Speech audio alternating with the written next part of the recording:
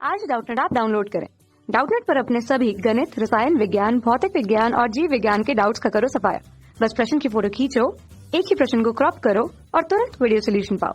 अभी डाउनलोड करें। नमस्कार दोस्तों, हमारा प्रश्न है कि एक यौगिक की प्रतिशत रचना निम्नलिखित है। दोस्तों यहाँ पर हमें यौगिक का प्रतिशत दिया गया है जो कि है दोस्तों हमारे पास कैल्शियम, जो कि दिया गया है हमें 38.72%। उसी तरह से दोस्तों यहाँ पर है हमारा फास्फोरस जो कि दिया गया है 20% के आसपास। और दोस्तों हमें ऑक्सीजन दिया गया है जो कि है 41.28%। ठीक है, तो दोस्तों मैं प्रश्न में कहा गया है कि लवण का सूत्र निर्धारित करें और साथ में इसका नाम बताना है। ठीक है, जहां पर दोस्तों हमें परमाणु द्रव्यमान दिया गया है जो कि है कैल्शियम का 40, फास्फोरस का 31 और ऑक्सीजन का है 16। ठीक है दोस्तों, यहाँ पर हमें इसका क्या निकालना है, इसका मूलानुपाती सूत्र निकालना है कि हमारा जो यौगिक बनेगा इसका मूलानुपाती में सूत्र क्या होने वाला है। ठीक है, तो सबसे पहले दोस्तों हमें यहाँ पर इसका मूलानुपाती सूत्र के बारे में पूछा गया है जो कि हमारा यौगिक जो कि यहाँ पर प्रतिशत में दिए गए हैं। ठीक है, तो सबसे पहले दोस्तों हम देख लेते हैं कि यहाँ पर हमारे पास प्रतिशत में कौन कौन से तत्व हैं। ठीक है, तो दोस्तों हमारे पास जो तत्व यहाँ पर मौजूद है वो क्रमशः इस तरह से है। सबसे पहला दोस्तों हमारे पास कैल्शियम, ठीक है, जो कि कितना परसेंट है दोस्तों, जो कि 38.72% के आसपास है। ठीक है, उसी तरह से दोस्तों दूसरा तत्व है हमारा फास्फोरस जो कि दोस्तों 20% के पास आसपास है। ठीक है, और उसी तरह से दोस्तों हमारा जो तीसरा तत्व है जो कि ऑक्सीजन, इसका परसेंट है हमारा 41.28%। ठीक है, तो ये दोस्तों हमें यहाँ पर तीन तत्व दिए गए हैं और इसका दोस्तों हमें मूलानुपाती सूत्र बनाना है कि हमारा सूत्र क्या बनेगा। ठीक है, तो दोस्तों सबसे पहले हम यहाँ पर एक टेबल बना लेते हैं और देखते हैं कि यहाँ पर इसका जो है प्रतिशत मात्रा और साथ में इसके मोलों की संख्या हमें कितनी प्राप्त होती है। ठीक है, तो सबसे पहले दोस्तों मैं यहाँ पर एक टेबल बना लेता हूँ। दोस्तों यहाँ पर मैंने टेबल का निर्माण कर लिया। अब दोस्तों यहाँ पर जो हमारा सबसे पहला होगा ये होगा हमारा तत्वों का नाम जो कि हमारा कौन कौन से दोस्तों कैल्शियम, फास्फोरस और ऑक्सीजन। ठीक है, अब दोस्तों यहाँ पर हमें जो प्रश्न में दी गई है वो होगी यहाँ पर उसकी प्रतिशत मात्रा। ठीक है, दोस्तों यहाँ पर हम इसके परसेंटेज को लिखेंगे। ठीक है, अब दोस्तों हम क्या करेंगे, यहाँ पर परसेंटेज को उसके परमाणु भार से भाग देंगे। ठीक है, तो दोस्तों हम कह सकते हैं कि यहाँ पर हमारा क्या रहेगा, प्रतिशत बटे परमाणु भार। ठीक है, तत्व का दोस्तों हमारा जो परमाणु द्रव्यमान होगा उसे हम भाग देंगे, जिसके कारण से दोस्तों हमें यहाँ पर क्या ज्ञात हो जाएगा, हमें दोस्तों यहाँ पर इसकी अपेक्षित संख्या है जो कि हमारी क्या कहलाती है, परमाणु की मोल की संख्या ज्ञात हो जाएगी। ठीक है, तो यहाँ पर हमें मोलों की संख्या ज्ञात होगी। उसी तरह से दोस्तों यहाँ पर जब हमें मोलों की संख्या ज्ञात हो जाएगी तो हम क्या करेंगे, वहां पर न्यूनतम संख्या से भाग देंगे जिससे हमें क्या मिल जाएगा, प्रत्येक के दोस्तों यहाँ पर हमें न्यूनतम भाग मिल जाएंगे। ठीक है, तो दोस्तों हम कह सकते हैं कि ये हो जाएगी हमारी न्यूनतम संख्या से भाग देने पर जो हमें वैल्यू आएगी वो होगी न्यूनतम संख्या से भाग देने पर।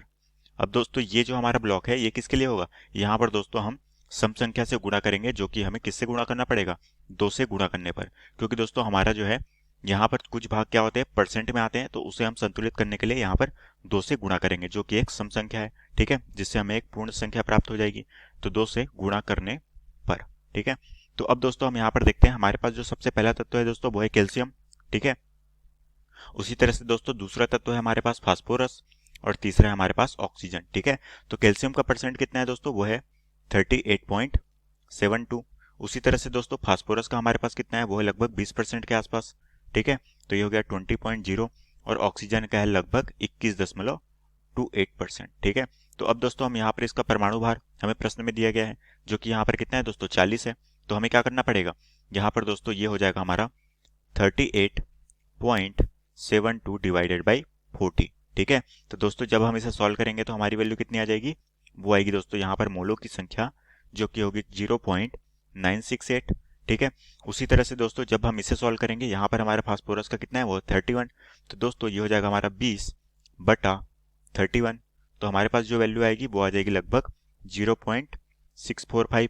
ठीक है, उसी तरह से दोस्तों यहाँ पर हमारे पास है 41.28। ठीक है, इसे दोस्तों हम किससे डिवाइड करेंगे, 16 से, तो ये हो जाएगा दोस्तों हमारे पास ये हो जाएगा 2.580।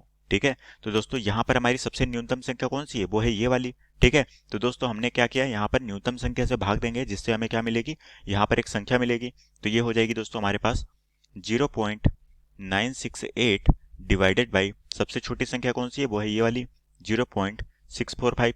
ठीक है, तो दोस्तों यहाँ पर हम ये वैल्यू लिख लेंगे। उसी तरह से यहाँ पर दोस्तों ये इसकी वैल्यू क्या हो जाएगी, ये दोस्तों इसकी वैल्यू हो जाएगी 1, जो कि हमने यहाँ से इसी से ही डिवाइड किया, तो ये होगी हमारी 0.645। तो इसकी वैल्यू आ जाएगी दोस्तों 1। ठीक है, उसी तरह से दोस्तों यहाँ पर है 2.580, इसको डिवाइड करेंगे सबसे छोटी संख्या जो कि है हमारे पास 0.645। ठीक है, तो यहाँ पर दोस्तों हमारी वैल्यू आएगी, वो आएगी लगभग 4 के आसपास, और ये वैल्यू आएगी दोस्तों लगभग हमारे पास 1.5। ठीक है, तो दोस्तों यहाँ पर हमारे पास पॉइंट में वैल्यू आ रही है, तो हम क्या करेंगे, यहाँ से 2 का गुणा करेंगे और इसे पूर्ण संख्या में बदलेंगे। ठीक है, तो ये हमारा क्या हो जाएगा दोस्तों, ये हो जाएगा 1.5 इंटू 2। ये इसकी वैल्यू कितनी हो गई, ये आ गई 3। इसका दोस्तों क्या हो जाएगा 1 इंटू 2, तो ये आएगी हमारी 2। और इसी तरह से दोस्तों यहाँ पर क्या होगा हमारा 4 इंटू 2 इज इक्वल टू 8। ठीक है, तो दोस्तों यहाँ पर हमारे पास क्या मिल गई, पूर्ण संख्या मिल गई। अब हम कह सकते हैं कि यहाँ पर दोस्तों हमारे पास जो है इसका जो मूलानुपाती सूत्र होगा वो क्या बनेगा दोस्तों, यहाँ पर हमारे कैल्शियम की कितनी है, वो है 3, तो ये हो गई दोस्तों हमारे Ca3। और उसी तरह से दोस्तों फास्फोरस की कितनी है, वो है 2, तो ये हो गई दोस्तों हमारे पास 2।